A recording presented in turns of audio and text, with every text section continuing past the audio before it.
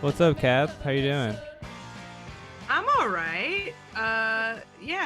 Today was not great. What happened?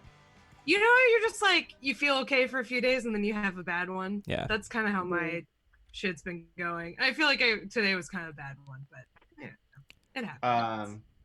For the listeners, we always forget to intro people, Yep. the whole thing. But this is Kath Barbadoro, Hi. from New York, host of like 6 or 7 or 8 podcasts or something like that. They're all I'm good. back down to 2. I just have 2 now. Whoa. But it's gotten much higher than that at certain times. It seems like now would be the perfect time to have 7. Yeah, well, I mean, I've been trying to call into a lot just to have things to do. Yeah, that's smart. Thank you for asking me to join you. Yeah. It does help. Like I've done at like more other people's podcasts and shit than I'm used to, and it's like, yeah, it's good to like be at all productive. What are you said today sucked. Are like all your shitty days similar, or do they like feel different, or is there like a theme to what a shitty quarantine day looks like for you? Well, okay, so I've had like a real saga of the past like few weeks. So I feel like I've been going through like phases kind of. So basically what happened, I live in New York, and all this shit started happening, and my parents kept calling me and saying, we want you to leave, and I kept saying, no, that is dangerous, I don't want to like bring illness out of New York City. But they were like, come stay with us, and I was like, no, you're old, I don't want to bring coronavirus to you, I'm gonna stay here.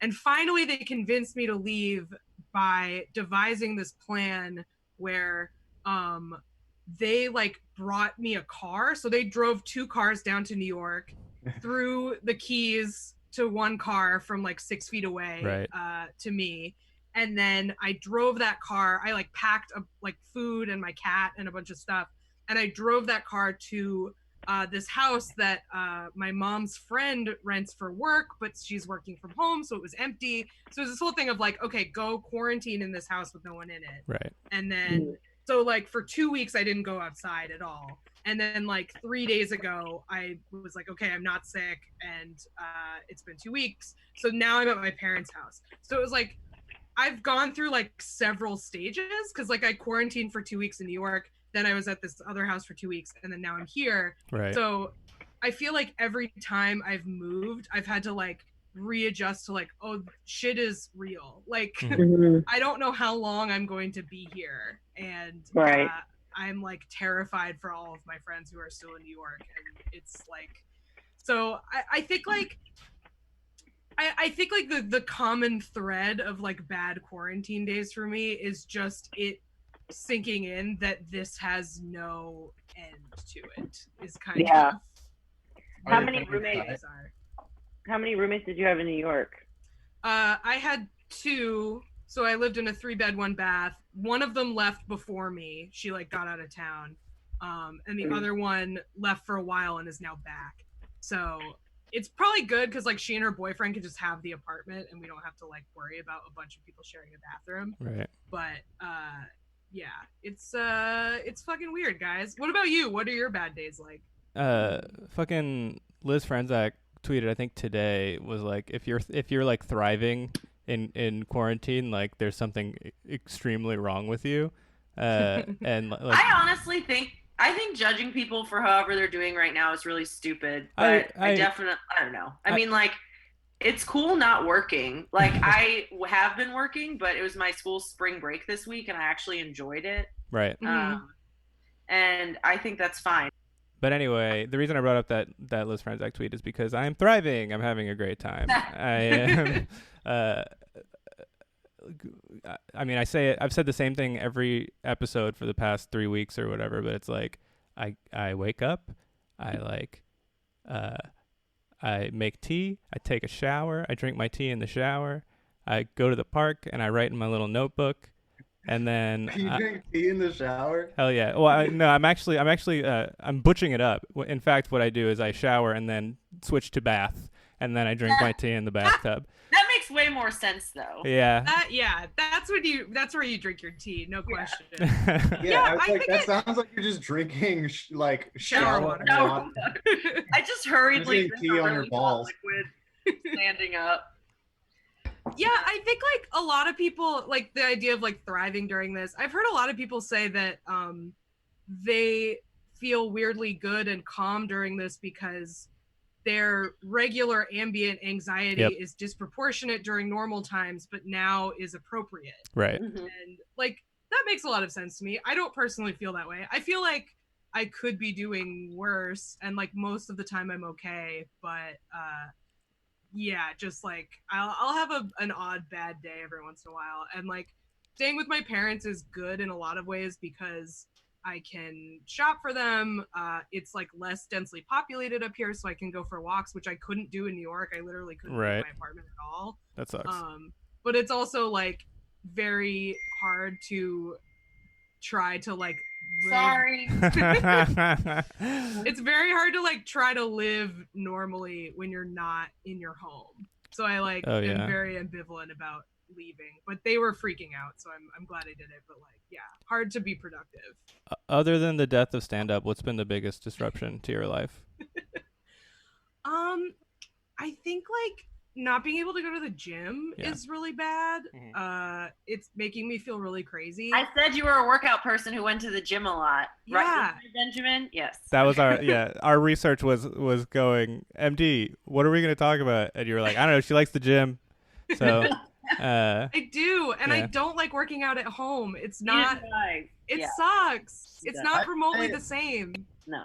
I already worked out at home like just because I've never had like a gym membership. I've always just like, I don't know, free weights and shit. And now I don't work. And I'm also making more money on unemployment than I've ever made in my entire life. Yes, Suzanne is in the same boat. I'm like in good shape and I have money. Like it's not right. Because I like when this shit happened and I still don't have any faith that like any good things will continue. And like I have no fallback plan whatsoever. So like eventually the rug's gonna get pulled out from under me and I'm fucked. But at that point, I'll have like upwards of like 4 figures saved up and 1,000 there. Hell yeah. Like a handstand push up and like, yeah. My bad days are like just like the like black pilled days of this. Just because like I mean, it's like very like abstract or whatever to a certain extent because like a lot of it's like, oh, consolidation of power is happening like behind these closed doors in ways. But then also like knowing that like there's just gonna be no jobs in New Orleans like whenever the fuck I come out of this and I have no skills whatsoever to offer the world is like scary. And then like they killed Bernie Sanders. That sucks. Yeah. They murdered him, So I think it's like the things that like really fuck me up are like the combination of this having no solid like end date or like understandable resolution, and also the like I can't even really start thinking about how like the rise of global fascism that will come out of this is like too much for my brain to even be able to handle. Like I just can't. It's insane how we're gonna open the country back up. Like we're gonna. Oh wow! My husband's right outside the window, and it's terrifying because I didn't know he was right there. Anyway, sorry. I was like, oh, about to be murdered. You also have trauma. But yeah, I'm like mostly terrified.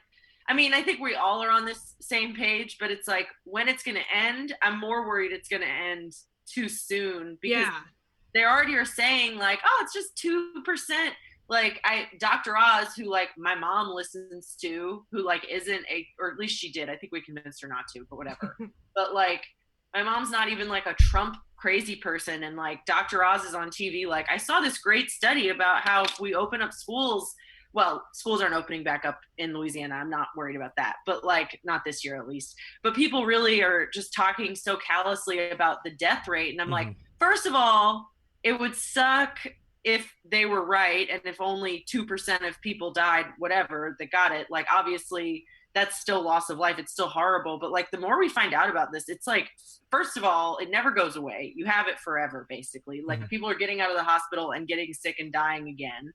It's a respiratory illness, but it's like mostly related to like your heart. I'm so mad because I just quit smoking. So I'm mad all the time. And everything I read is like, actually smoking's not even really a big risk factor for it. Let's start smoking again. Like, right.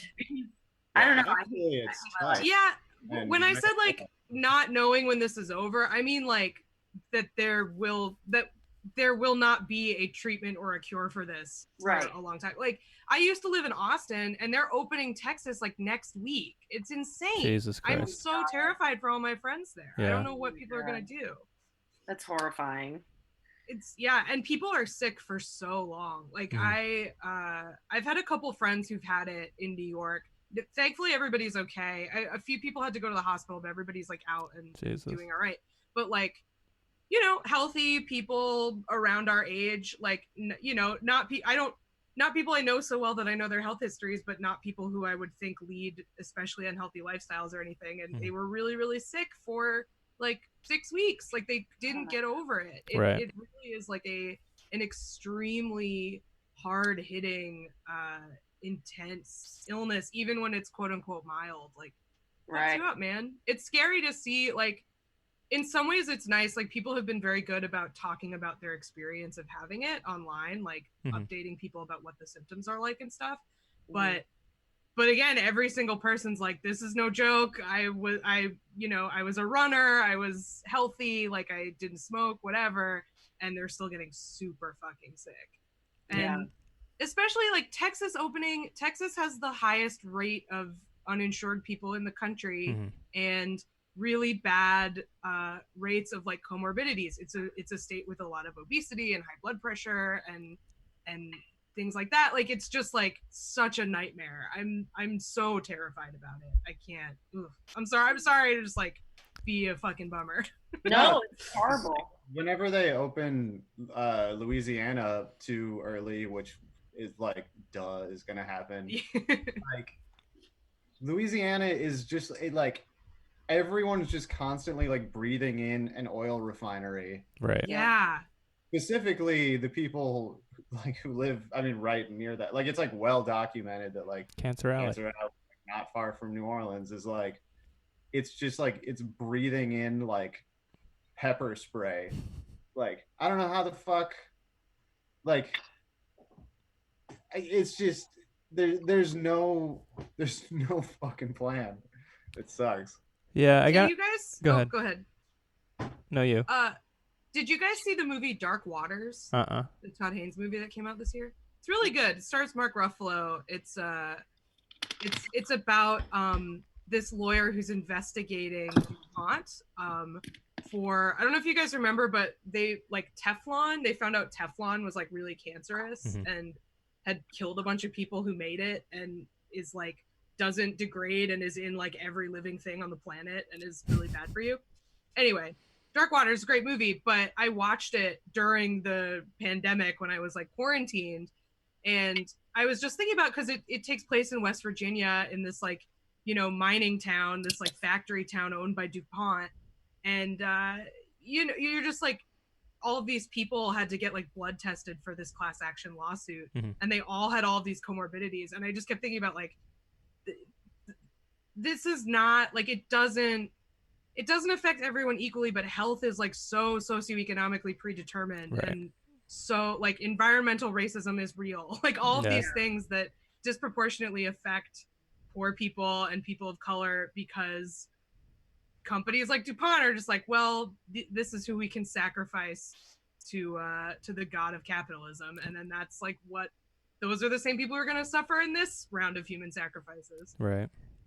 That's like partially why I quit smoking, because I wanted to, and not a single person who ever smugly explained to me that I should quit smoking that I fucking quit smoking. But like, that's why I hate it when people are like, to me, before I quit 2 weeks ago, or to just in general, when they're like, I can't believe people are still smoking through this. I'm just like, that's to me just like preemptively blaming people for why certain groups, like, because your behaviors, I mean, because first of all, so many people, it's weird how much smoking actually is not part of the groups of people that are like, there are like, smokers that are dying, there are smokers that are getting really sick and hospitalized, but it doesn't seem to be, it seems like vascular stuff is high blood pressure is huge. It runs in my family. Like more than smoking. Yeah. More than smoking. So it's like, it really seems to be more about vascular health, which is also affected by your, like, every habit that you have. But like, I don't know, it's so frustrating because people are always just going to be like, oh, well, poor people are fat and poor people smoke and poor people do this, and they're never going to address. I mean, you already see it on Twitter, people being like, yeah, it's because of the comorbidities. And it's like, but why do those exist? Right. It's not because of people's choices. Right. And even if it is like having a comorbidity, the sentence for that isn't death. Like, right. You don't deserve to die just because you like ate too much McDonald's or something. But You're absolutely right. I mean, the reason all of these things are like, people are the obesity is not a problem in America because people lack self-control or because people don't know that it's not healthy to be overweight. The same way smoking is not because people don't know it's bad not to smoke. It's like, I smoked for years. It's a reward system when you don't have anything to reward yourself with because you don't have anything. Like, there are reasons why like smokers tend to be people who are poor, who are marginalized, and it's not because they're dumb, it's because they're fucking stressed out. Yeah. And it's also just like really addictive. I just want to, I'm just changing the subject to say it's so annoying when people don't understand why people smoke. I'm like, because they started when they were children, and because tobacco companies are evil, which I like don't even want to admit to them because I want to like cigarettes to these people. But tobacco companies are so evil, and I just, it feels good as shit to smoke. Like, it's great. It rules. It's so I'm sorry, I got distracted, and this is like, it kind of like fucks up the podcast magic that we can't share this, but I just opened the door twice, once to let my cat inside and then once to let her outside immediately because she's a fucking bitch. But it smells like there's a tire fire in my backyard and I have no idea what it is. Is Chris laying with you right now? Yeah, he produces strange smells in the house for sure, but most of the time it's because he's doing like Catholic rituals in his front room, or also because he just takes like pretty nasty shits. But like, it's like unbelievably strong right outside my. Why don't you go see what it is? Yeah, go investigate. Report back. It's crazy. I'll be Go back. ahead. Yeah, I almost burned down my house recently by putting an electric kettle on a gas stove. So, so I haven't done that one yet. Dude. I've almost burned my apartment down making popcorn several times on the stove. Yeah. Haven't done electric kettle. My roommate bought me an electric kettle after I almost burned the apartment down boiling water. With a regular, leaving it alone. Yeah. When I was in grad school, I lived in a duplex, like upstairs, downstairs duplex, and I was downstairs, and my upstairs neighbor was like came home drunk from a bar, put on water to boil for pasta because he was gonna make, like drunk boy pasta or whatever. Sure. And then he immediately like put on headphones, blasting ambient music, and fell asleep.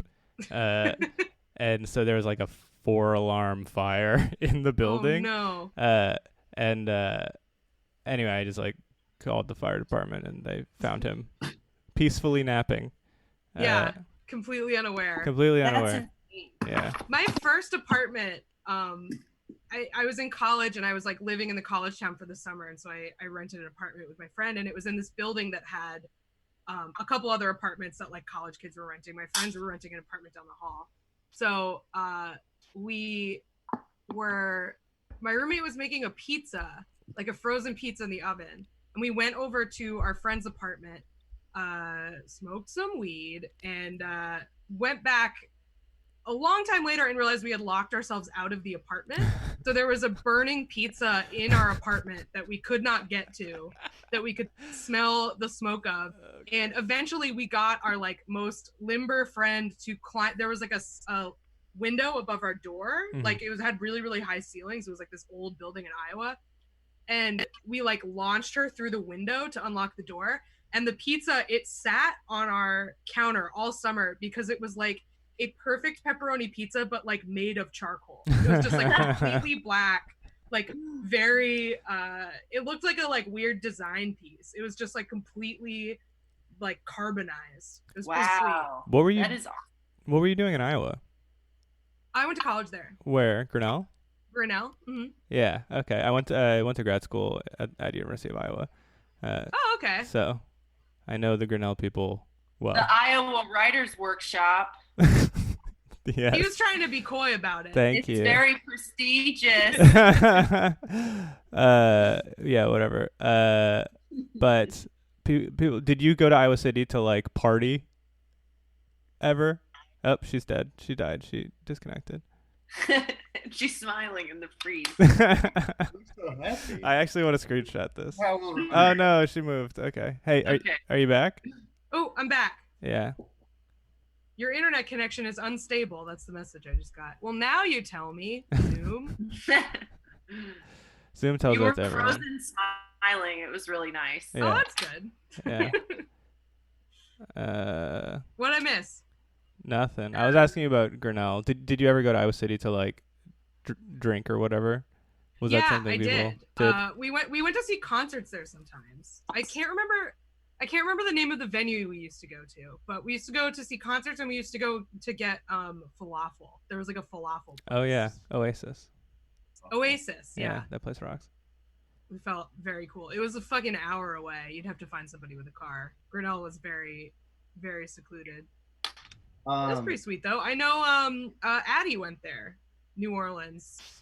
Addie Nahara? Yeah. Went where? Oh, wow. Addie Nahara and I were 2 of 6 religious studies majors my year. Whoa. And, so 1/3 of us ended up doing comedy. So very prestigious program. And there's still time. What's that? Kath, do you know Joe Megas? The name sounds familiar, but I don't know if I do. I went to high school with her. She was there at that time. I don't know. It was small. I probably would. I don't know. I've blocked out a lot of college. Shout out Joe if you listen to this. I'm glad you guys sent me out there. Because I went outside and like a bunch of my neighbors were like, "What the fuck is this?" And then this lady drove by and she's like just driving around the neighborhood telling everyone that apparently, so there was just like a huge like rain, right, thunderstorm that happened right before we recorded here.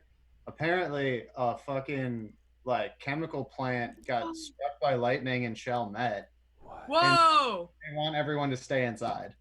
Whoa! Whoa, wait. Jesus. I'm gonna go tell Jeff to stay inside. Well, I think I'm closer to Chalmette than you are. Shit. Yeah, but he's outside. I don't smell anything. Maybe I have coronavirus and I've lost my sense of smell. Oh no. What? Now you're gonna like double die because you have coronavirus and you can't smell the chemical plant exploding. Yeah. The chemical plant exploded. I don't know if exploded is the They word. got struck by lightning. Yeah. Got struck by lightning. Well, this just speaks to all the shit we were just saying about how Right. Louisiana is fucked because there's all these like oil refineries and stuff that fuck up everyone's respiratory health. And now your chemical plants are getting struck by lightning. We should speak something cooler into existence. I know. Jesus. Oh man, it's crazy how Louisiana has like way too many fun ass ladies around. That's just true though also, I feel like. Yeah, that is also true. Yeah, but, that's true. Yeah, that's not your problem, Benjamin. well, I'm lonely these days. Yeah, by choice. It's a You're- shame there's you're not a lot of Volcel. ladies who don't have coronavirus in my house. Yeah. Yeah, exactly. Yeah. Man, I have a friend that she had like just moved in with her boyfriend when all of this stuff started, and I do not envy her. No. How is she doing? Have you been She's getting doing updates? good. They seem to be doing all right. They've had like a few arguments that she's texted me about, but I think they've worked through it. But man, talk about fucking 0 to 60. I rewatched The Lobster last night with Susanna because she had never seen it. Have you guys seen The Lobster? No, I haven't, but I like that guy. I'm planning on seeing it soon. And I just saw The Favorite, and fuck, that movie's good. That movie I is love good that as movie. shit. Boring. The Favorite is the most boring movie ever. You don't It's get to so have funny. movies. You don't I like hate- anything good or anything hate- bad. You hate hate stuff. Give me your top 3, Mary Devin. Okay, the movie, like my junk food movies are probably my favorite movie is the Dawn of the Dead remake. Okay. And then Train Spotting, Steel Magnolias, Goodfellas, and probably some other ones that I'm forgetting. Just saw the Bad Boys franchise. Love those films. Big Okay. fan of that. So I like movies. I don't like films. Like I don't like real cinema. You like, don't but like, dumb movies either. yeah, like- those are well-made movies. I like some movies. I just don't like The Favorite because it happens a long time ago and I get bored.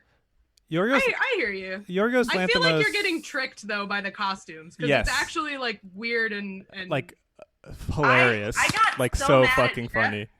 I got so mad at Jeff because he didn't want to watch it. And then, so I wanted to watch it. It was like, I was like, I'm going to like this. I love gay stuff and I love like everyone in it. And so I watched it on my own when Jeff was out. So like I was approaching it like it was my little treat and I still didn't like it. Mhm. So I know it was sincere because like if someone's telling me something's good and it looks like I'm not gonna like it, it's gonna be hard for me to like actually like it. right. But you were like, now's Whoop. my time. This is my Yeah. movie. So I don't know. Sorry. No, it's okay. I want to crack it. I want to figure out why, because like I've been reading books. I thought maybe I was just extremely stupid, but like I can sit there and read a book and enjoy it, but I can't watch a slow movie. Yeah, it sounds like because, like I said, it's those movies you listed are all movies that are well made. You just like to, if you're gonna watch a movie, you want to have a good time. Yes. You don't want to have a bad time watching a movie, which I understand. But you don't like fun movies either. Like you don't like stupid bullshit that's just fun to watch, and you're like, wow, it's insane that this is a movie. Kath, you're No, like I like most of those. I just don't like Fast and the Furious. yeah, I was about to say you're I in, don't believe you- that you like fun. you I find do like yourself fun. in the middle of a prolonged podcast debate over what movie series we're gonna watch together, and Benjamin really wants it to Never be gonna Fast and happen. Furious, and MD really does not. I vote for Rocky, but Rocky's a good one. Rocky has like, it's a very varied series. Yeah. So there's like, you get really the range of like good to crap, and then like a lot of different types of good and a lot of different types of crap, which Right. I respect about it. Yeah. uh, What are your favorite? What are yeah, go your ahead. like top few favorite movies that come to mind, Kath? One of my like all-time favorites that I like always go back to is this movie called With Noel and I. Have you ever seen that? mm-mm. No. It's a British movie from like the late 1980s. It stars Richard E. Grant, who you might know from like Gosford Park is like a big. He's in a season of Girls. He pops up in things from now and again. But it's Richard E. Grant and Paul McGann, and they're two struggling actors in London in the late 1960s, and it's just like a weird kind of low-key like drug comedy. It's hard to explain, but it's like, Wait, hold on. I'm looking it up because I feel like maybe I did see this, but I've just myself done too many drugs and maybe forgot. WITHNAIL. I just looked it up. yeah, it's basically like the it's not really like the plot isn't about this, but like thematically the movie is basically about one of them realizing that he's not cut out to be an actor despite his talent, and watching his other friend who is less talented than him be more successful because he's just less of a mess. Oh, I love anything about Spite. I love things about spite, and I also love movies about people giving up on their dreams. That's like one of my favorite genres. That guy looks like Hans from Peep Show. Yeah, Hans from Peep Show is actually kind of based on a character in With Noel and I. There's a drug dealer in With Noel and I that Super Hans is based on. That's so funny. Big fan. That's like one of my favorites. I really like this movie called Sherman's March. Have you ever seen that? It's a documentary. Mm-mm. It's again like hard to explain. I'm sorry, I won't go into it. I really like that. I like Clueless a lot. That's like one of my top. That's so good. One of my top. Yeah. Yeah. I love that movie. So fucking good. I could watch that like any time. Same.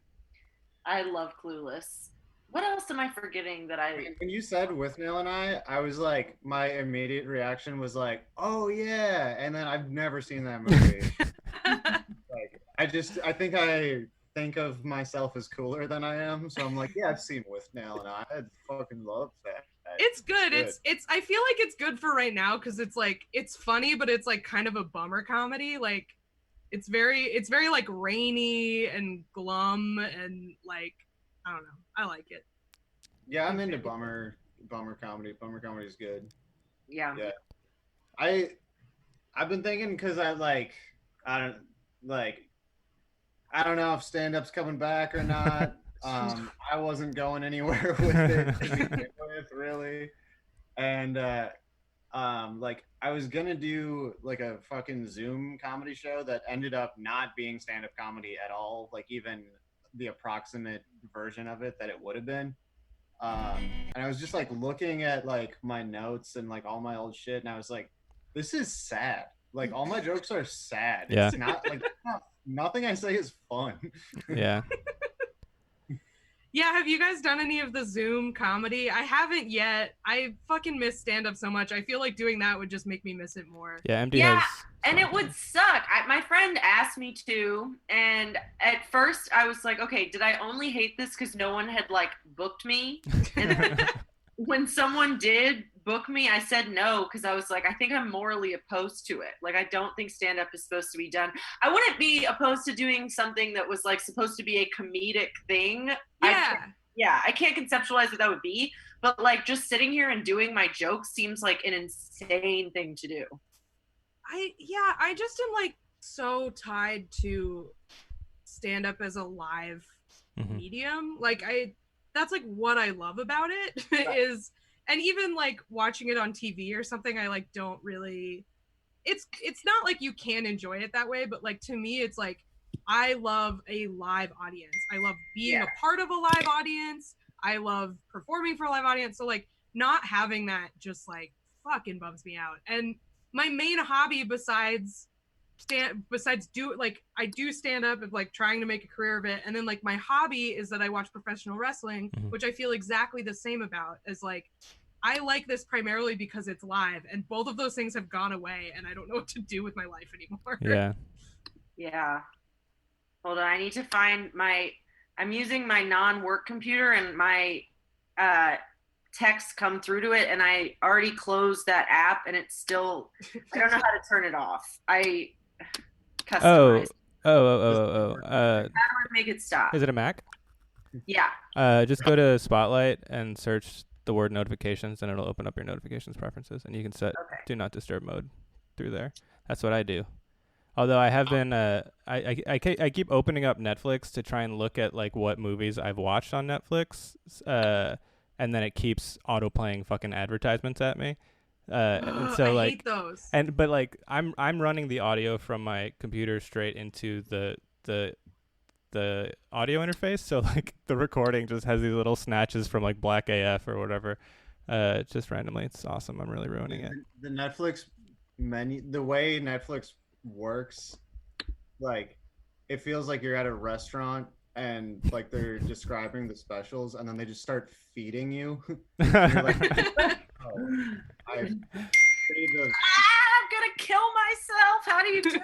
Okay. It is piercing, I will say. Yeah, that. It's truly horrible. Let's make this a priority. Okay. Okay. So go to preferences. Say Spotlight. What is that? Okay. So can you get to system preferences? Yes, that I can do. I'm in there. Okay. Then top right, notifications. Okay.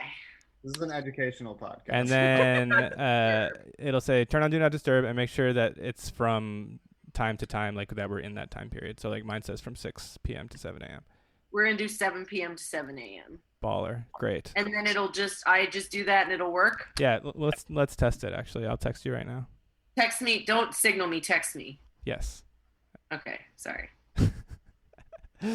Yeah. I'm waiting with bated breath to see. I'm bracing myself for the messages chime. You're very popular. She is. You're getting a lot of texts. I'm in a group chat with 5 of my friends. Oh, you don't mute those? Huh? You said you don't mute those? How do you mute something on your phone? Oh, dude. All right. This is now Lena's tech tips. So let's see. It's insane that I have a good job that I'm required to use technology a lot more. Okay, so go open up your messages. Uh-huh. And then whatever conversation you want to mute, swipe to the left. Uh-huh. And press hide alerts. Wait, swipe to the left? Yeah. This is on your phone. On your phone. Hide alerts. Oh my god, this is amazing. I'm like you just changed her life. Yeah, I'm a bit of a brain genius. I like have I mean, he gives good head. What's that? That's true. What? I have like my notification settings dialed the fuck in. Like my phone doesn't even work until 4 p.m. It's awesome. Kath, this means that he ignores us a lot. I do ignore them a lot. Yeah. You guys. You have to have boundaries. Yeah. Yeah. Especially if you're working from home. Yeah. Which I do and have been since before the quarantine stuff. So Ben, you don't have a job. Mary Devin, Michael, you're still working. Yes. Mm-hmm. That's good. Thank God. I still have my job for now. We'll see what happens. I got this job 6 weeks before all of this started. Holy so shit. I like barely was getting like acclimated to this office job. I haven't worked in an office job in like 3 years, and then all of this shit happened and I can't do any of the stuff I was trained to do and just have to like kind of try to make myself useful, which basically means like teaching a lot of old professors how to use Zoom. So Yeah. So what are you doing now? I work at Pratt. Okay. It's a college in Brooklyn. I do like administrative stuff for them. Okay. So I was doing like stuff for research for all these professors, but now like none of them can get into their labs because the campus is closed. So I have like nothing to do.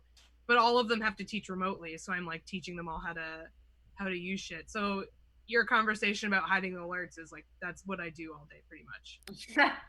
Well, glad you can like chill out and not think about work on this podcast.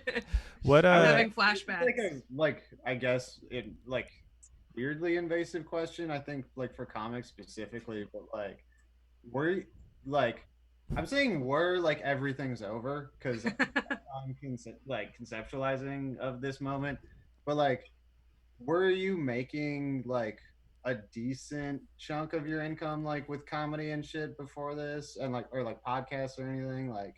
Yeah, I think like people should talk about this shit more because I think it's always good to be like transparent about this stuff. So I have 2 podcasts and I used to have 3, and when I had 3 I was making like probably 3/4 of what I needed from just podcasts. That's and then awesome. I stopped doing one of them, so I lost a little bit of money, and I was like kind of walking dogs and like figuring stuff out. I had a seasonal job and that worked for a while, of like non-comedy.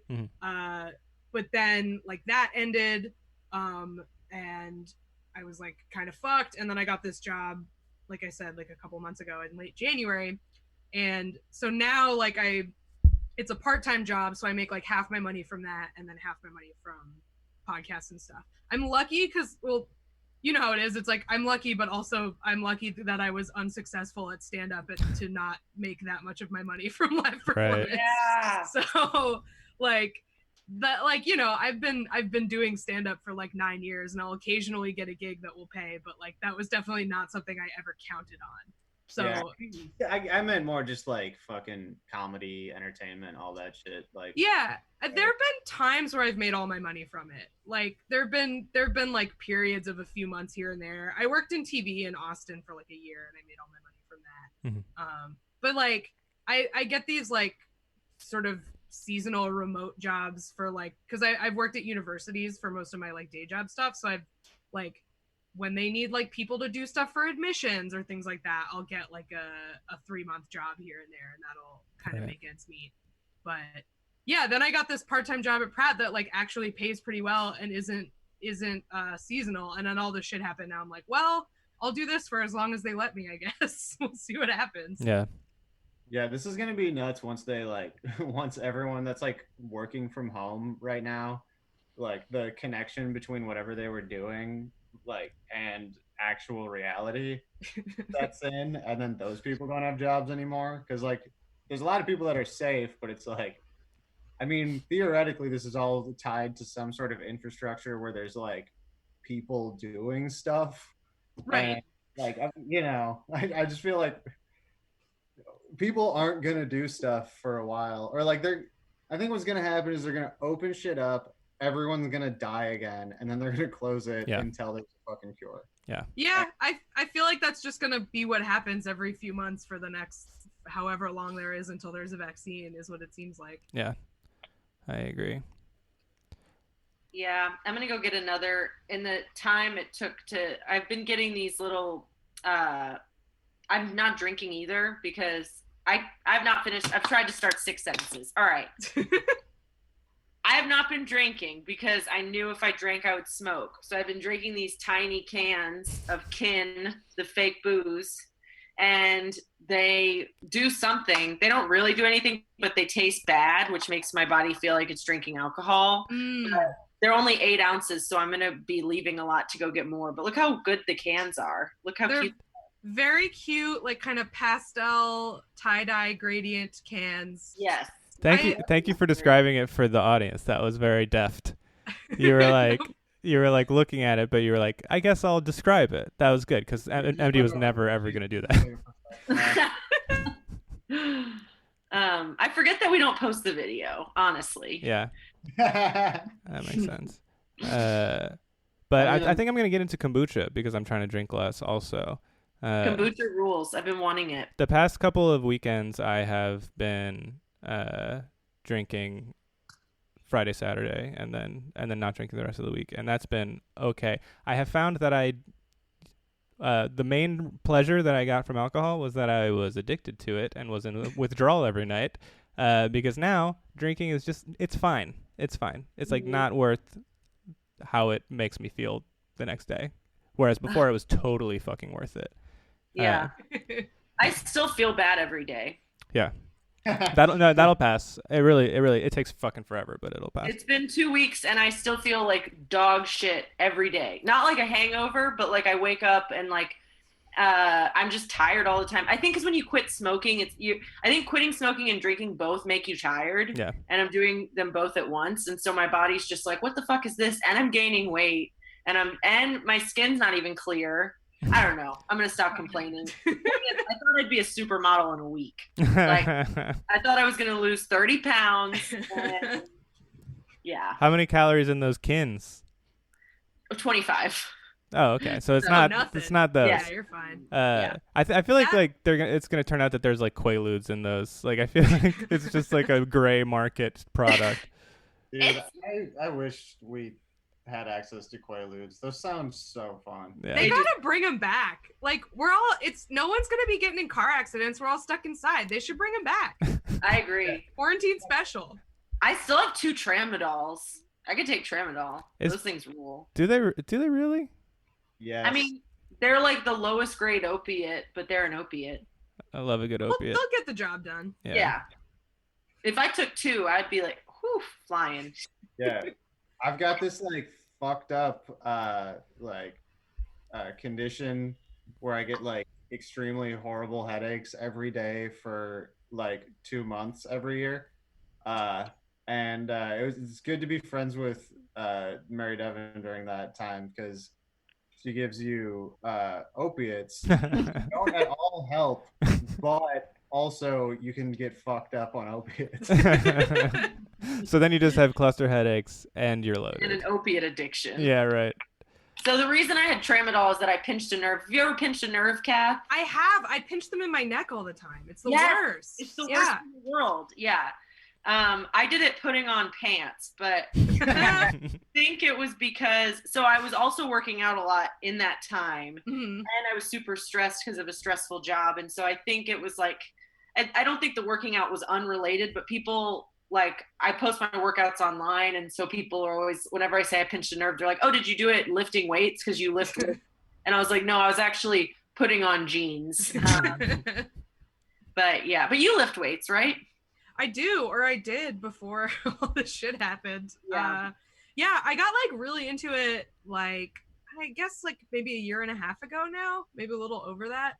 And I really enjoyed it. And it's funny because I like played sports as a kid, and I've been overweight my whole life. Like that has never really changed, but like I played sports as a kid, and I never got like super into it. But my dad is a big exerciser, like super long distance biker, has always lifted like ever since he was in high school, and he would always like try to get me into it, and I felt like I was just like, I don't understand what you get from this, like I don't get the exercise high or whatever you're talking about. And then like a year and a half ago, I don't know, something changed where I think because I wasn't working a day job, I was like doing all that kind of freelance stuff, so I had time. And there was a gym right across from my apartment, so it was really easy, like just to go to Planet Fitness. And I got like super into it, and I definitely miss it because it fucking helped and it made me feel a lot better. And now I can like go for walks and I can do body weight exercises, but neither one of those things are nearly as rewarding. Body weight exercises are the worst. And also you can do them so wrong and like get no benefit and fuck yourself up so badly. I feel like you can do that easier with body weight exercises than you can with weights, but I could be wrong. I've fucked myself up pretty good with weights before. Pretty fucking good. It at least just feels like I'm not getting stronger. I just make myself sore. Like that's what it feels like. Yeah. Whereas lifting weights actually felt like something. Yeah. Being able to watch a little number go up is really satisfying. It's very helpful. Yeah. I'm excited. The one like piece of, so I guess I have two pieces of exercise equipment. I have a yoga mat because I do yoga. And then I have these things called Indian clubs. Do you guys know what those are? No. They're like right. I'll go get them. They're pretty sweet.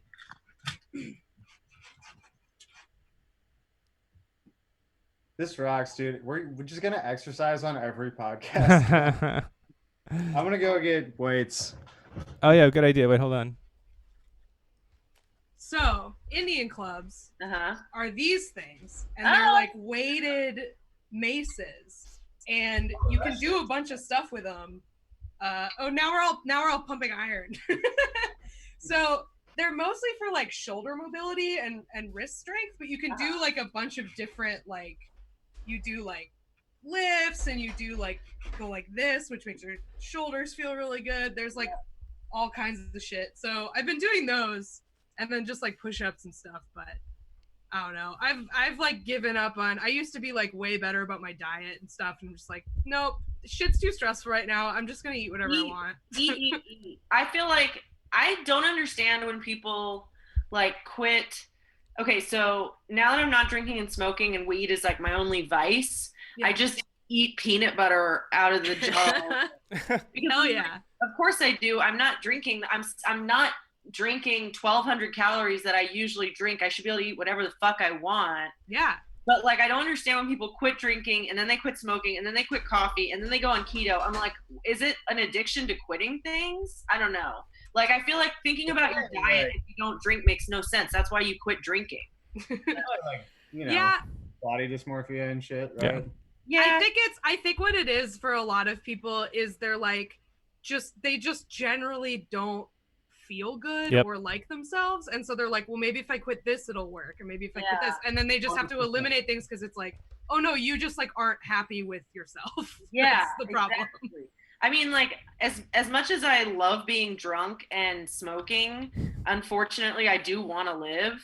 But but like, that's the only reason I quit. Like, I love myself as a drunk. I really hate being a sober person. And I'm just as impulsive. Like, I do stupid things online just as much when I'm completely sober, if not more. Because I'm like really angry. Like, sweet wild shit. I like it.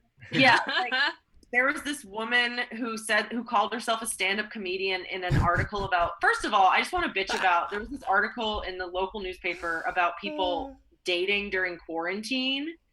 And I think it's like, okay. The reason it was annoying that this article was even written is because we already know what it's going to say. There's going to be 5 people that go on Zoom dates, and then there's one person who remains anonymous because they fucked someone and they're embarrassed. That's all of this. Yeah, no question. Yeah, I'm like, okay, wow, fascinating. Like, we knew that that's what it was going to be.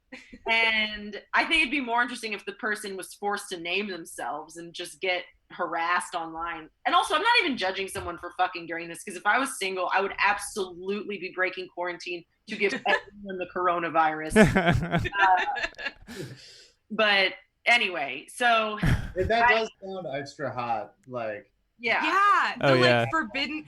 Oh yeah. I've been thinking about this, about how I think we are going to come out of this with like the weirdest kinks. Oh yeah. Like, I think people are just they're gonna like, making out is gonna be like the most perverted shit. Like, when we get out of it. Yeah. Oh my god. Like, I can't even imagine. I know. I really want to hear about this, because like, I think what you're gonna get mad at is a thing that fucking drives me up a wall, even though it shouldn't, and it shouldn't matter. But when people who aren't comedians call themselves comedians, I get so fucking pissed. Yes. And she called herself, they referred to her as a local comedian, and then I looked her up online, and she lives in New Orleans, but she went to UCB. Her name's Caitlin McQuinn. Come at me, bitch. And it's called local. You don't live anywhere. You're fucking. Yeah, you don't live anywhere. You live in my computer.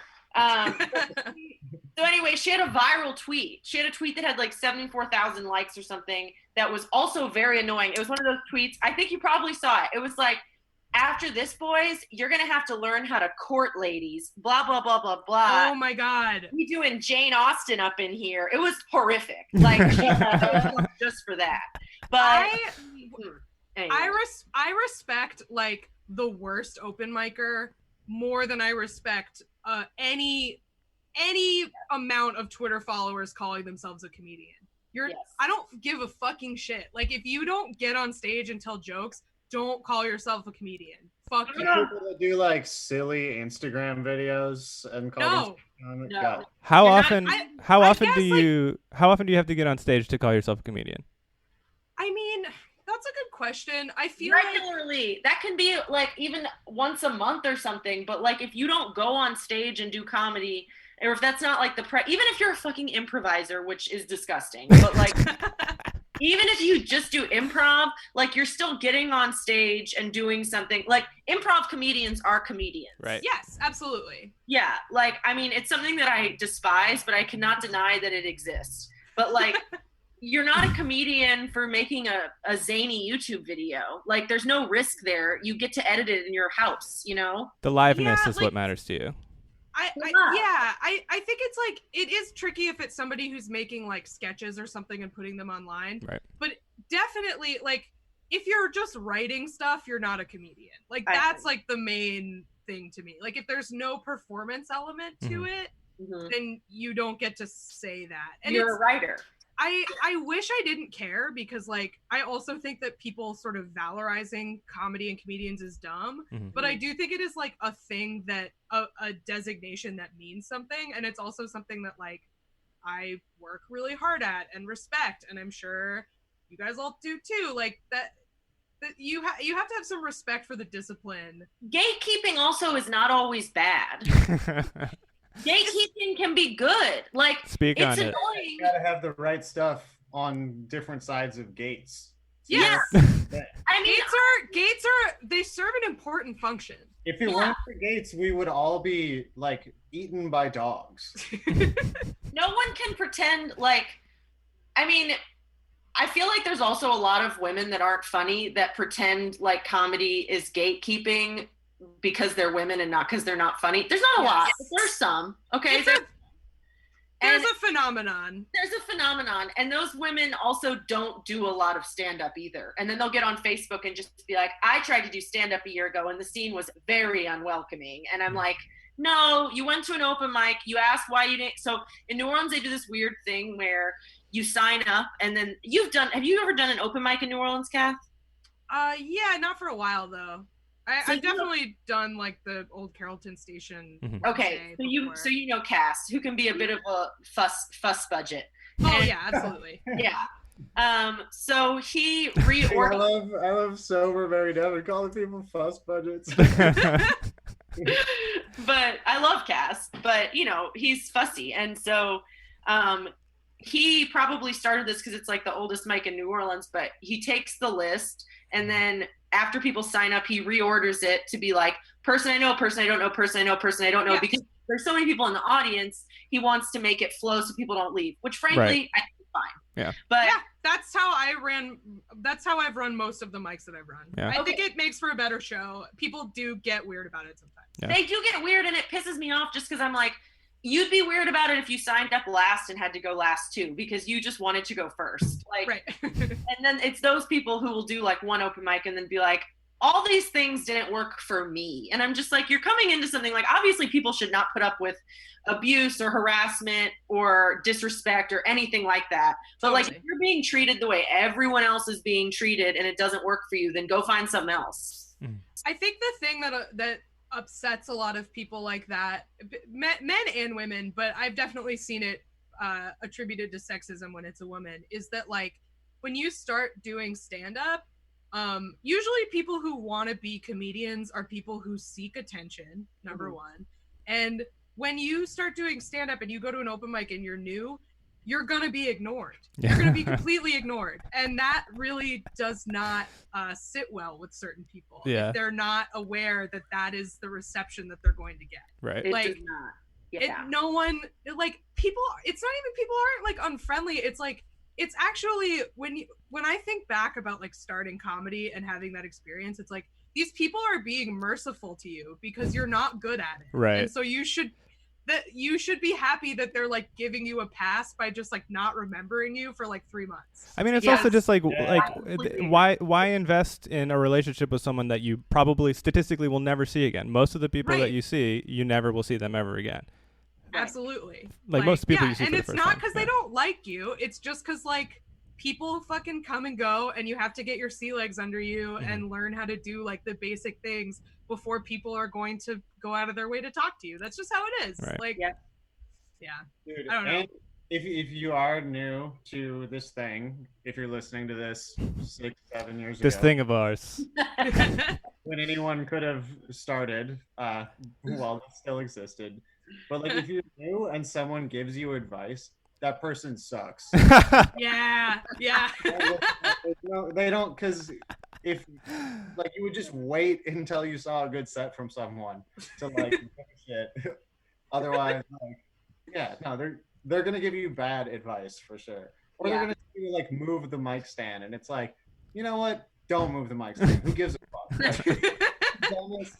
Like, it doesn't matter. Like, I mean, talking to the mic is good advice. That's something that like helped a lot when I first started. I would hold the mic like down here, and people, it was actually someone I hate who told me to hold the mic like a rapper. But I'm glad that he told me to do that, because to me, holding the mic, like, I thought it was in my mouth and it was just like still too far away, but closer to my mouth. Yeah. So I think that like advice that's like strictly mechanical is good. Like, stay in the light, use the microphone. We can't hear you. But anything that's related to like style of jokes I agree, Benjamin. Whenever I watch a tape of myself, I hate my mic technique because I hold it like a ice cream cone. Like, I hold it like way at the bottom and I put it directly into my mouth. What the fuck is this? And I do it every time. I've never not done that on stage. I got to start, doing the like, you like hold the whole like. Yeah, you gotta like eat it. Like, Yeah. But tougher. I had like this thing. This was a few years ago, but I think about it all the time. I did this show in Oklahoma City where it was like a show where they had a drinking game, and the host like asked your friends like, what are your tics on stage, and then those are gonna be the drinking game, which is like so mean. Holy fuck. Extremely fucking mean. Wow, I would instantly kill myself. But it was actually husband's show. Yeah. Wait, what is jokes, not tics? And tics. Well, yeah, like mannerisms. Yeah, that's true. But it's literally scary. Yeah. You're laughing. You're like, what a horrible show.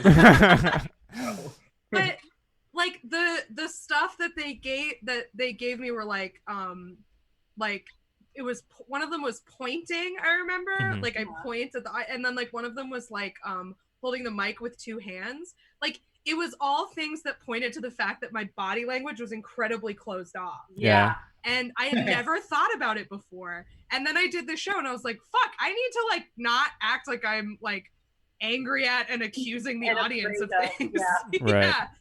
Like there are little things like that that can be really, really helpful. That really early advice I got that was very helpful was from Chris Cubis, who's very funny. And it was before we were friends or anything. And he just told me like, your jokes are good, but you look down all the time. You look at your feet. And like, I hadn't even thought about it. And I was like, oh shit. If I actually make eye contact with the audience, they like me a lot more. And I look less afraid. Yeah. I used to stand with my legs crossed on stage. I'll show you. I used to stand like this. But Vincent points it out to me. But I used to do that. Wow. Yeah. That's so wild. Yeah, it was really weird. I was also doing the pee-pee dance. Was like, I think it's tight. I think it makes you look like a lady. Yeah. It's very ladylike. I don't know. I also had like suspicions about if I didn't do stand up with like big hair and hoop earrings. So I would always wear like the same thing on stage. I looked really stupid. I think it's a good look. I wore a lot of blazers. It was 2014 was a different time. I really think that like objectively speaking, the best thing you could possibly do is tape all of your sets, like visually, like record them. But you seem like such a fucking like self-involved asshole to like set up your little tripod every single time, but like all of the stuff that you were describing is stuff that would have gotten settled in like 3 weeks if you taped every set for 3 weeks, you know. Yeah, absolutely. It just What's that? I said fuck this person trying to be better. I mean, seriously. Like I feel like New Orleans has a little bit of this too. Austin definitely had it, where it's like it's a scene of like a lot of really talented people. There's a lot of pretty good stage time, but everyone is allergic to seem like they're trying at all. And it holds everyone back because you're like not allowed to be ambitious because people will make fun of you. Like that is, I don't know if New Orleans is like that, but like Austin is, and I feel like they're kind of sister cities in some ways. Yeah, I feel like, I don't know if it's that, I actually think people do try really hard, but instead of using the existing frameworks that like exist for success, New Orleans is like, we're going to start our own festival, or like, we're going to start our own thing. And like, that's not necessarily bad, but it's like, so now we just have, you know, New Orleans is its own like little insular place, but people aren't really trying to like join the broader comedy community, except for like a few people. Like Laura Sanders like already kind of had a bit of a career when she moved here. So anyway, I shouldn't be naming names of like the one person who does festivals in New Orleans and the rest of us don't, but that's kind of what it is. I mean, I don't know. I feel like I was thinking about this. I was like, after this, I really do want to start like, oh, here's a question I have for you. Do you think it's worth it to do festivals? Ooh. I think it depends on what you mean when you say worth it. So like, do you think that it's helped you like meet people in other cities that were valuable for when you did travel? Yes. I think that is like the main thing festivals are helpful for. Like I feel like I was lucky too because Austin had a lot of festivals, so I didn't have to travel to get a lot of the benefits of that stuff because people would come through town and I met a lot of comics from across the country. Sure. I mean, I think that's how I've like met you guys, is from doing festivals or like, you know, just being like in that sort of milieu of comics who travel to stuff like that. I think if you're doing it because you think you're gonna get any kind of industry connection, you shouldn't do it. This is my rule for festivals. Only. Uh-oh. She froze. Did she freeze for you? Yep. She's frozen. She's not smiling this time. That's sad. Yeah, what do you... looks like she's Bud Dwyering. What are you eating? Weed cookie. Perfect. Everyone's frozen again. Sorry, okay, you're back. Okay, so you were at the word only. Yeah, you said only. Only do them if you if they're in a place where you would like to travel to anyway. Yeah. That's a good tip. That's my rule. Like, if you would spend the money to vacation there, then do the festival and then apply and stuff. But like, if it's in the middle of nowhere, probably not worth it. Yeah. Man, it sucks how much I like bombed when I did do like I did like some festival that wasn't really a real festival. It's like first year, but the one festival I did that I consider like a real one is the Orlando Indie Comedy Festival. And I didn't have a single set that I was like, this was a really good set. And there's so many people that I'm so much funnier than that will always think that I suck. Yeah. And I hate it so much because I'm like, I know I'm funnier than you. And I was only a year into comedy, or like a year and a half when I did it. And so anyway, I hate that feeling. I know that feeling, and it sucks. It's so frustrating. It's so frustrating because I didn't have a single, it was just so intimidating. And also my now husband and I had just started dating. And so we were treated like a couple. So like we stayed like 30 minutes away from all the comics that were all staying in this like shitty hotel. And so we didn't get to do any of the stuff. And also, like, drugs. Everything we did, since we had to travel so far from where we were, this is boring, but it just sucks. I never want to go as a couple ever again. Because, like, not that I want to, like, not for the sake, I mean, there was no one there I wanted to fuck other than my husband anyway. Not that I wanted to fuck at a comedy festival, but whatever. I'm not saying, like, yeah. It's for how you get treated. It's not because you're, yeah. Like, we can read a list of performers right now and just be like... Look at all these people married having one. Yeah. What year was it? I'm interested to see who was on the bill. January 2016, I think. All right. No, 2017. It was right before Trump got inaugurated. Awesome. Wait, you said 2016? March 2017. He became president in 2017. Got it. I knew that. Oh man, I remember the day of the march, which I guess was the day he got inaugurated. I was doing a weekend at the Velveeta Room in downtown Austin, and I was supposed to do that last weekend and fucking coronavirus. Oh man, I'm sorry. Shout out to Velveeta Room. Yeah, hopefully they will rise again. Fucking love it. It's the best. I love it there. But yeah, I was like featuring there, I think, and I remember a guy in the audience called the waitress a bitch, I think, or a cunt or something, and obviously got kicked out, like, you know. And was like, you're just kicking us out because we like Trump. And it's like, it was so funny because I was just like, I think he was making the connection where like we could tell he liked Trump because he called the waitress a bitch and felt like he was being discriminated against. And I was just like, this is the start of some real fucking weird times. Yeah. You used to be able to call your waitress a bitch and everyone thought it was okay. Exactly. Yeah. Now this goddamn PC culture. Second term, we're gonna be able to call the waitress a bitch again. But hey, bringing it back. You guys got, well, Michael, you're a writer. You actually have like a thing that's good. You mean like in my life? Yeah, like that has not been destroyed. Life, creatively, like you know, you also like have a job. Like you're good. Yeah, no wonder I'm thriving. My life has not been ruined, so that helps. It does make a difference. Mary Devin, what do we do if comedy doesn't come back? Do we just podcast? I mean, I've been drawing a lot of stars. So like, show us the stars from this episode. These. Do you keep? These. Oh, that's beautiful. Yeah. Scott's and then not yesterday, dead. when I didn't take enough mushrooms, so I didn't fully trip, but I definitely tripped enough to use a whole Sharpie doing some art. Whoa, that's actually pretty cool. It is really cool. I accidentally drew a huge vagina. That was not intentional. Wait, do you see it? I see it. Georgia O'Keeffe over here. Thank you. So there we go. So I think that we're just gonna draw. That's my plan. Is just be really mean to people online, and I don't have any other interests other than stand-up comedy. So I used to want to write, and then I tried it and was like, nope, too hard. So not gonna do that. Yeah, I don't know if stand-up doesn't come back.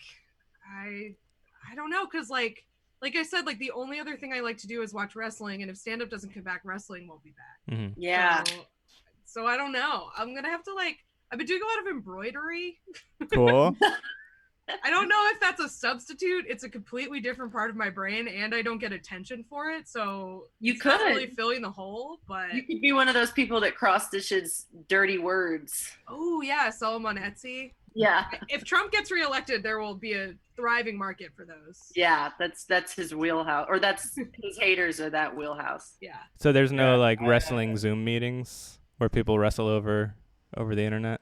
Sadly, no. Although it's funny, like all the pro wrestlers I follow on Twitter are getting really antsy. Like, one of them just tweeted, like, "Can someone meet me in the park and just Lysol down and we can just clothesline each other for a while?" Like, they need the constant brain damage, or like their bodies start to break down. I think. Yeah. I think it's like, what are these steroids even for? Exactly. It's gonna be weird when they come back and none of them are tan anymore, and they're all like deflated because they stopped taking their steroids. It'll be very strange. I hope they're still taking their steroids. Oh no, they're You know, definitely still give taking. up hope. I mean, dude, if you cycle if you go off steroids, your testosterone levels are fucked for like years. It sucks. Yeah, you have to just keep taking them. Yeah, it really sucks. That's been my experience. Getting. That's probably why they're so aggressive when they can't wrestle. They're just like going insane because they have all of this pent up steroid aggression they can't take out on anyone. I mean, that plus the CTE for sure. Yeah. Wait, how long ago did you get into wrestling? Probably like 4 years ago now. 3 or 4 years ago.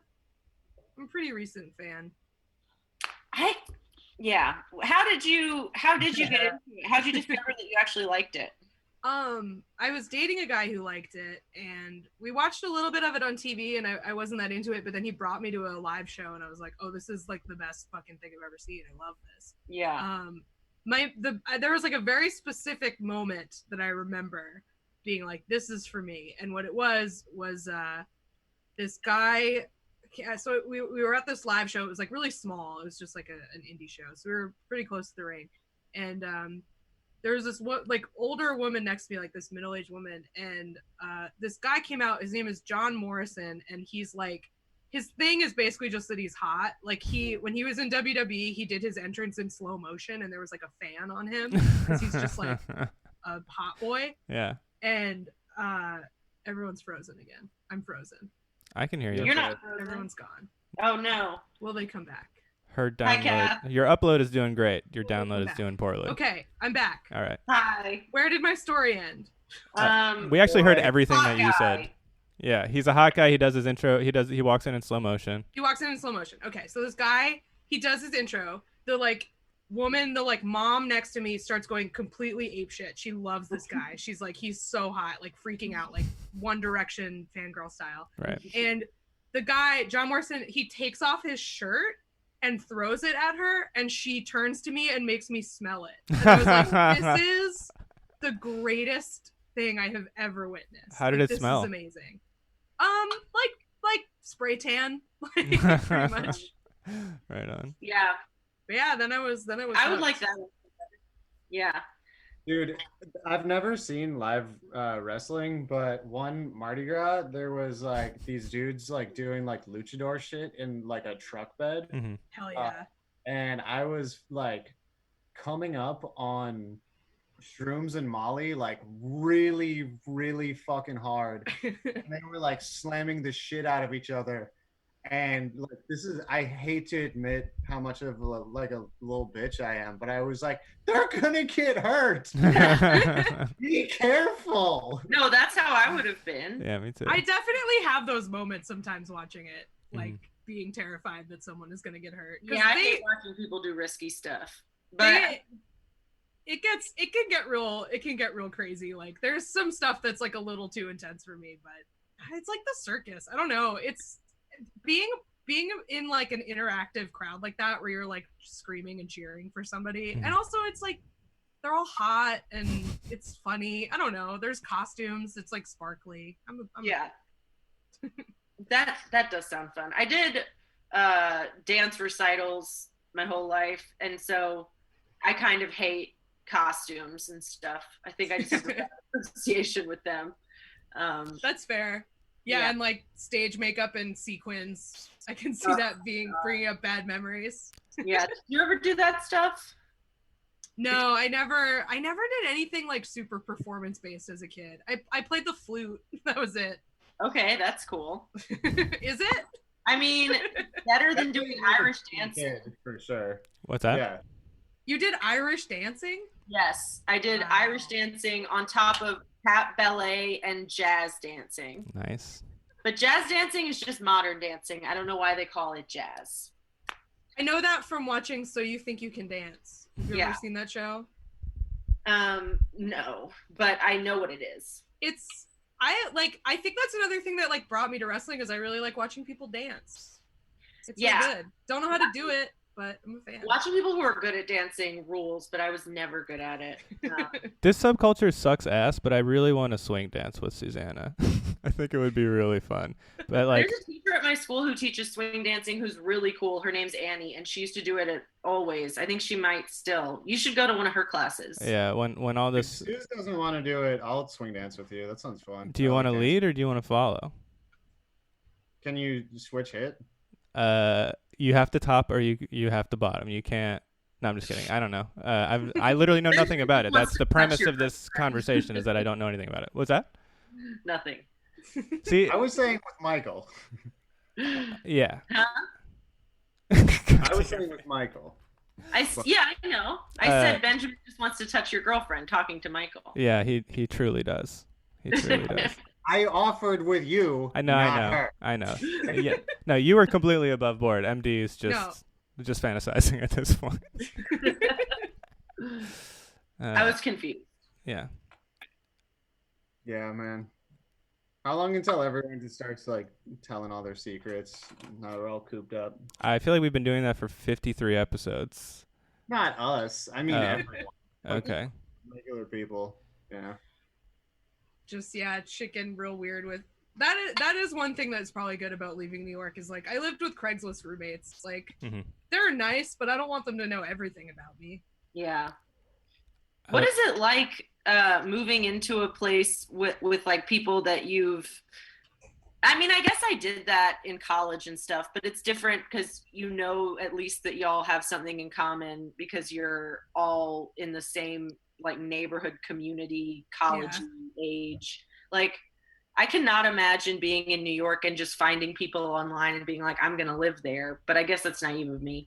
I mean, I think it's a little different in New York because like everyone has roommates. It's not like unusual for people to live with roommates into their like late 30s, you know, like where I feel like in other places it's maybe a little less common.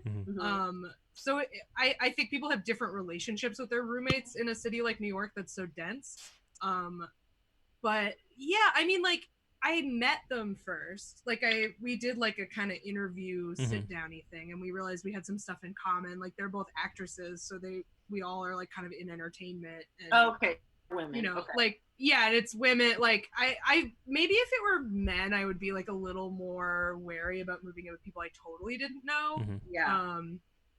But yeah, I don't know. It like you also just like I don't really hang out with them. Like I like them, but it's very much like we all kind of pretend that other people don't live there most of the time. That's cool. It's not the worst, but during quarantine it gets very difficult because no one fucking goes anywhere. So. Oh man. Kath, what's your routine right now for where you are at? Well, so I'm working 3.5 days a week. So on those days I don't start work until 10, so I wake up at like 9:30 and get coffee and work. I haven't really like I've only been here for a couple days, so I haven't really settled into like a good routine here. But yeah, I just work and then I try to go for a walk every day if I can. or at least like do something physical. And then I bought a Switch right when this all started. I'm so and jealous. I've been playing a lot of Animal Crossing. Dude. So have you played Breath of the Wild yet? It was a good purchase. I have not. Is it good? I haven't. I don't have a Switch. I have been pining after Breath of the Wild for like ever. But now is the most expensive time to buy a Switch because everyone's price gouging them. Oh man, my friend pointed out, this makes me laugh so much. My friend is collecting, like, on Facebook, people keep posting like, why does every time I put on a mask it gives me bad breath? What's going on? And it's like, you just can smell your own breath because you're wearing a mask, you idiot. You've always had bad breath. And it's like multiple people. Dude, that's like the Sixth Sense. Classic. Dude, that's so funny. That's so fucking funny. No, but I did notice that when I started wearing, like, I've been very good about my dental hygiene now that I'm in core, because I am terrified of like having a dental problem and not being able to get it fixed, because it's like your mouth is right by your brain and blah. But I heard like one horror story about someone's tooth getting infected and their brain rotting because of it. And now God. I'm so terrified. But anyway, because Izzy is straight up worried and needs dental surgery. Or maybe I don't know. Whatever. I'll mark it. Yeah, I had a little twinge the other day and I was fucking freaked out. It's so scary, but my breath has still been like, I'm not gonna say it's like horrific, but it's breath. Like that's breath. Yeah. I don't understand when people like, I make an effort whenever I'm talking to someone to like, I can't explain it, but like I try to like move my lips down. I do it too. Yeah. But like, you don't want to breathe directly into someone else's face. Yeah. Some people don't do that. A lot of people don't do that. And I find it horrifying. And then it's like the one part of it is like the breath, but then the second part of it is like the lack of awareness and anger that I feel. Like, I'm just like, why are you so stupid that you don't think that your breath smells bad? Everyone's breath smells bad. Like, it's coming from inside you. Like, it doesn't smell good. It's gross. Dude, there was this guy who I worked with until we all got laid off, and he's like 21, like 20 or 21, and he's like the sweetest dude ever, but like he just gets really, really close to you when he talks. And like our job started at 7 a.m, so like every day would start with someone just like telling him to go fuck himself. He's like, I'm sorry, like you're so sweet and so nice, but like get the fuck out of my face. Yeah, that is one silver lining of all of this, is like hopefully when we come out of this, like close talking will be a thing of the past. Yes.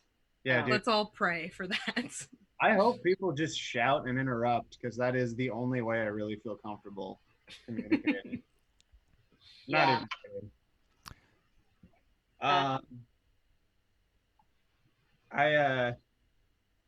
I'm surprised we haven't mentioned it at all, but like, how you feeling with the death of Bernard Sanders?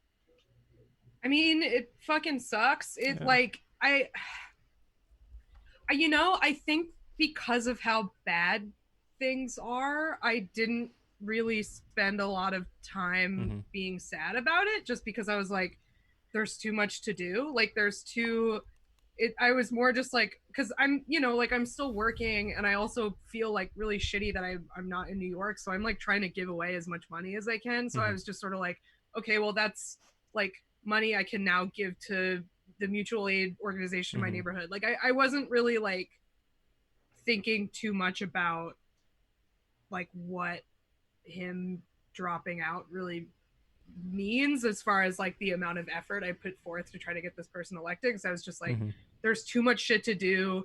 People are like in such dire straits right now, like we have to just kind of do triage to like deal with what we need to deal with in the short-term future. So I feel like I haven't really processed it yet, but like, I mean,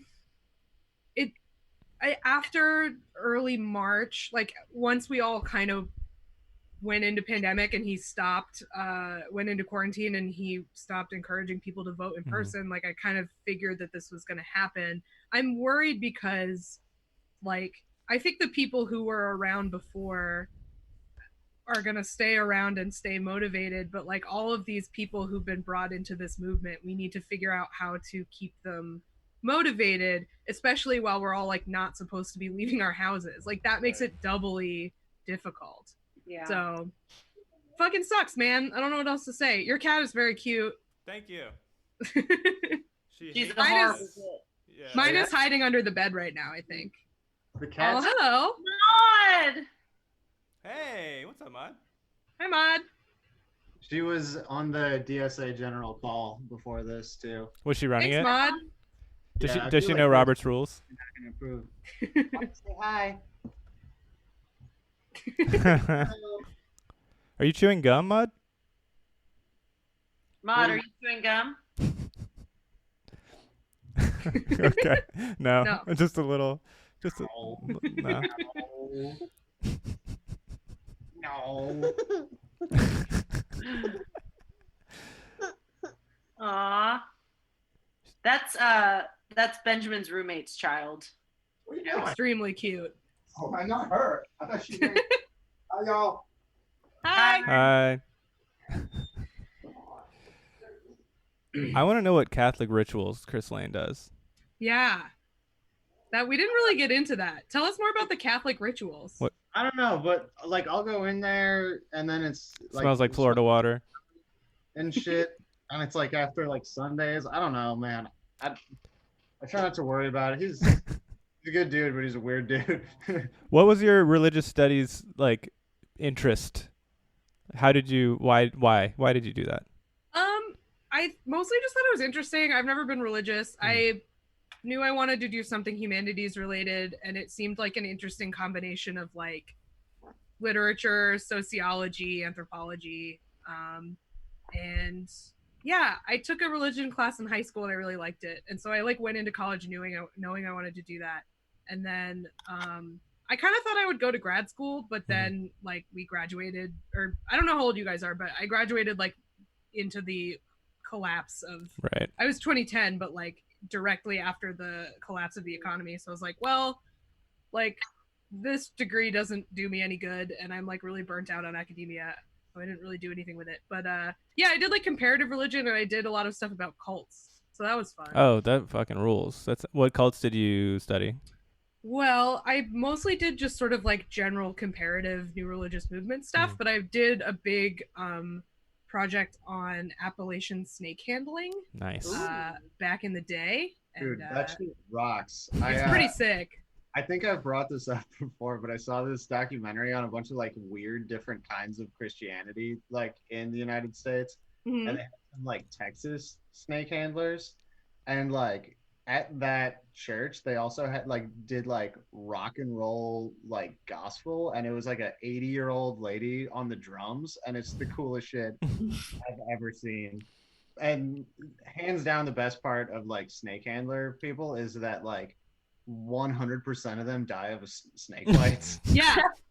Yeah, they've completely incorporated it into their theology. Like it's part of it is that you die from snake bites, like when God is ready to take you. Wow. It's pretty sick. I have a friend who lives in Alabama, and she said that Alabama has like an invasive population of rattlesnakes specifically because of snake handlers, like back in the day releasing their snakes, and now there's like a rattlesnake problem in Alabama. Were they releasing the snakes, or did they just get bit, die, and then the snake slithers away? Probably that. I don't think they were like humanely releasing them. I think they got away. Yeah. It's more accurate. God. Wait, so tell me, how do they incorporate the death by snake bite into their theology? I mean, I'm gonna be honest. I do not remember a lot of what it is, Yeah, but it was basically like the idea that like your work here on Earth is done. God's ready to take you. Well, and there's that like one like Bible verse where they're like, if you're super tight with Christ, then animals won't fuck you up. Yeah, that was my initial like thought before you said that it was like God, it was your time or whatever. I thought it was like, oh, like they all think that God will protect them, and then if you die, then you must have been a bad person or something, and then everybody digs through your like trash to find out what porn you watched. I that would make more sense, but the problem is that it's usually like families and stuff, and it'd be like people who had handled snakes regularly before they get bit. Yeah. And then so when they get bit, they can't be like, well, it turns out he was bad. It's like, dude, his time has come, or you know, like maybe there are. Yeah, I don't remember a lot of it, but I do remember that they had neatly folded in people dying from snake bites into the practice of handling snakes. What? God needs a lot of angels. Exactly. That practice actually eventually spawned the creation of American burlesque. We have them to thank. Yeah, God did it to punish us for snake handling. Somebody I dated briefly in grad school did like a gonzo journalism thing on a snake handling church in, I think, Arkansas or something. I think I have the manuscript still in my inbox, but it was pretty good. It's crazy. Crazy shit, man. Yeah. I did that, and I did a lot of stuff on religious conversion, which was also really interesting. Just like why people convert from one religion to the other. What do you remember from that research? Because that also interests me. So I did a lot of stuff when I was in India about why. Oh, neat. Mm-hmm. How long were you in India? Like 4 months. Oh, wow.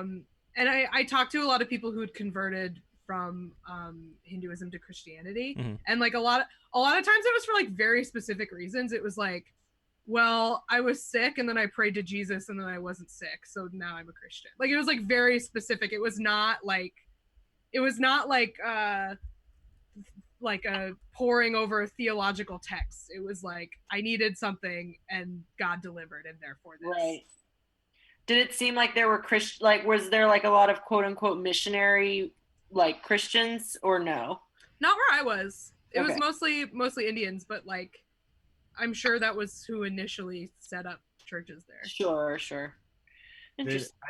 I think it's so funny when people are like, if your belief system is like polytheistic, because you can just kind of incorporate the other people's gods into stuff and be like, but those ones are bullshit. Yeah, you just get to add on as many as you want. It's pretty convenient. Christians I still don't really remember which one. I feel like they believe that you go to hell. I thought they believed that you went to hell if you don't accept Jesus, but they also seem to think that anyone who believes in God in general goes to heaven. Depends on the type of Christian, I think. Yeah. Okay. I forgot which one Catholic is. You're Catholic, Marisha. Yeah, but I mean, I haven't been to like a catechism class since I was in 8th grade. Catholicism is a lot like Judaism in that like you don't actually have to believe shit, and like all you have to do is do the sacraments as a Christian, and you don't have to really believe it. It's all fucking weird ritual shit.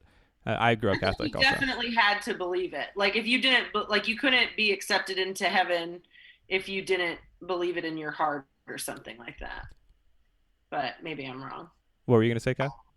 I think it's a lot of like, it's a lot more about what you do as opposed to like what you think.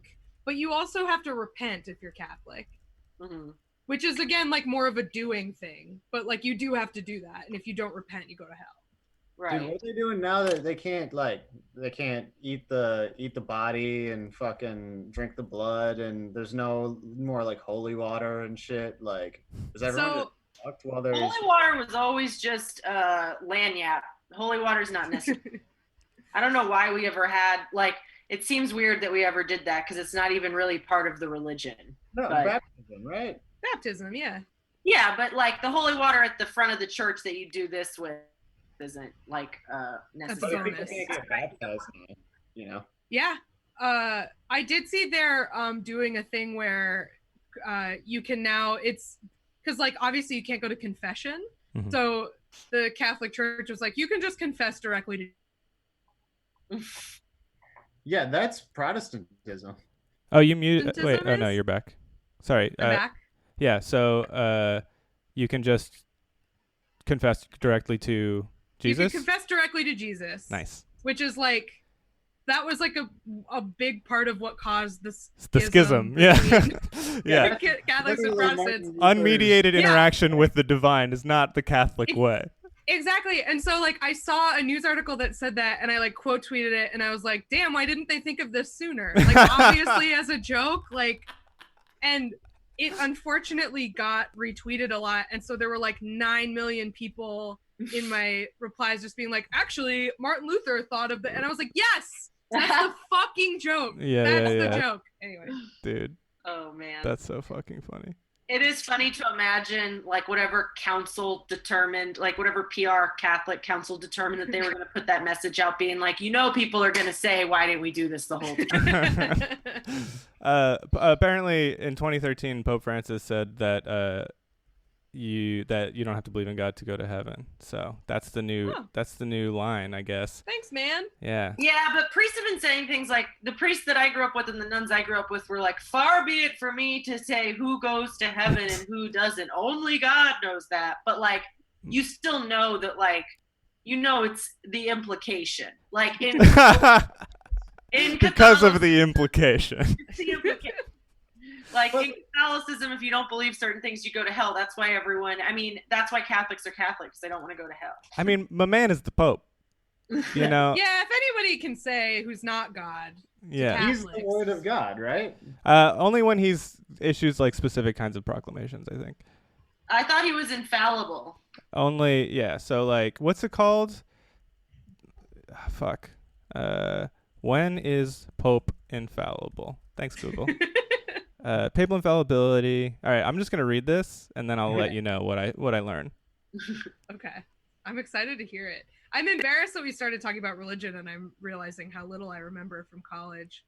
I mean, I was in Catholic school from the ages 3 to 18, and I don't remember anything. Yeah, this is Catholicism is our wheelhouse. We both went to Catholic school, so yeah. My parents both did, long ago. And what led them to raise you secular? Probably going to Catholic school. Yes. Yep. They were like, I mean, I wasn't raised secular. We went to church. We went to Unitarian church for a while, and then we went to Episcopal church for a while. But like not seriously. I don't know. Unitarians don't count. Unitarian is like as close as you can be to secular. Yeah. Like that's why we stopped going to Unitarian church, because they were like, this is nice, but it doesn't feel enough like church. No. And so then we started going to Episcopal church, which is like Catholic light. Like they have all the same rituals and stuff. But yeah, Episcopalians are cool, but also weird. I feel like Catholics are the most fashionable, and yes, yeah, strongest sense of aesthetics for sure. Oh yeah.